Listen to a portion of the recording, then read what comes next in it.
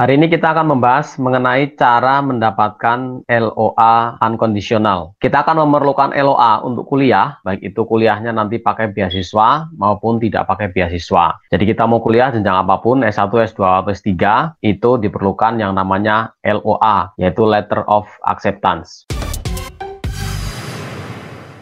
Yang mau saya tanyakan itu, yang untuk unconditional LOA itu ada batas maksimalnya enggak kita bisa misalkan menunda, Pak? Itu yang pertama, Pak. Atau ada misalkan ada berlaku berapa tahun untuk yang unconditional LOA itu. Kemudian yang kedua, apakah ada batas juga waktu yang mensyaratkan merubah dari conditional LOA menjadi unconditional LOA? Misalkan kita diberi tenggang waktu 1 tahun atau misalkan setengah tahun untuk merubah itu, melengkapi kekurangan berkas dari kita. Untuk yang ketiga, apakah ada biaya, Pak, yang dikenakan untuk mendapatkan LOA di luar negeri? Misalkan seperti kayak biaya registrasi atau kayak formulir atau apa?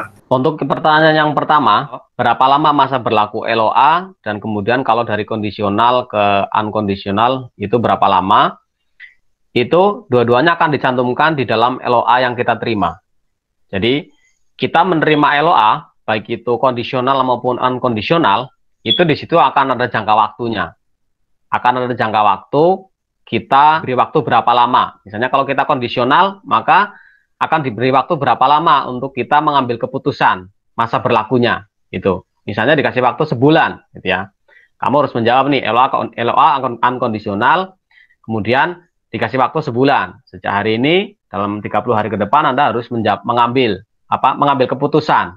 Ambil apa enggak nih, gitu ya. Karena tadi belum tentu diambil itu ya. Ada udah dapat LOA ternyata dia nggak jadi ngambil. Itu ya banyak kejadian juga begitu. Gitu. Misalnya nggak jadi saya kuliah. Jadi di situ akan dicantumkan.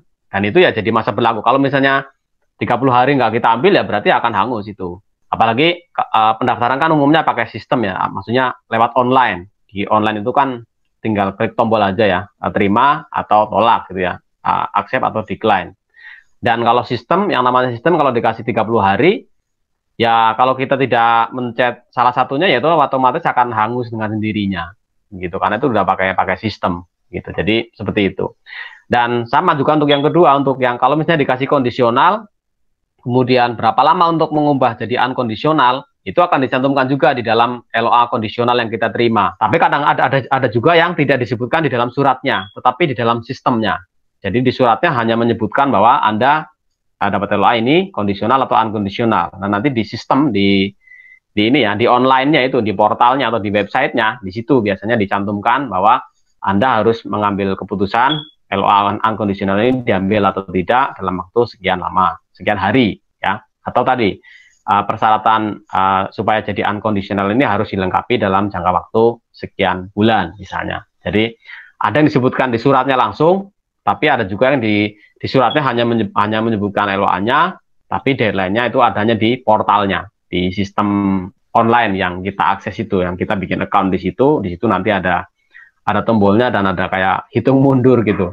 Biasanya kita akan dapat reminder kalau kita belum jawab. Anda sudah dapat LOA, dikasih waktu 30 hari ambil keputusan. Gitu. Kemudian yang terakhir terkait dengan biaya ya.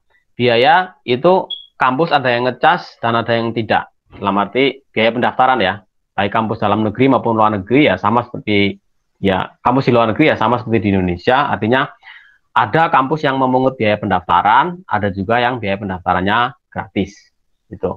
Nah, kalau teman-teman yang mau kuliah pakai beasiswa LPDP, nanti biaya pendaftaran ini bisa di reimburse, bisa diganti sama LPDP kalau kita dapat beasiswa LPDP. Dan yang diganti adalah kampus yang kita ambil. Jadi misalnya kita mendaftar kampus A itu bayar, tapi ternyata tidak lulus. Itu. Kita daftar ke kampus B, bayar juga, tidak lulus. Daftar kampus C, bayar, lulus. Ya, yang diganti ya kampus C ini.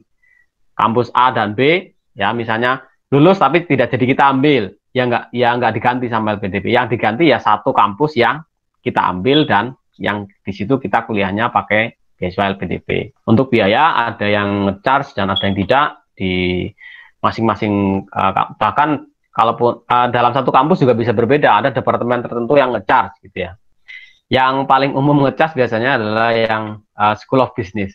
Business school itu biasanya saya melihat dia nge-charge biaya pendaftaran gitu, di kampus-kampus gitu. Jadi ada kampus yang seluruh pendaftar harus bayar, tapi ada juga yang bayar hanya departemen tertentu atau school yang tertentu Nah, itu teman-teman nanti kalau pada saat sudah bikin account, mengapply pendaftaran, baru di situ akan tahu ini pendaftarannya bayar atau gratis, kayak gitu.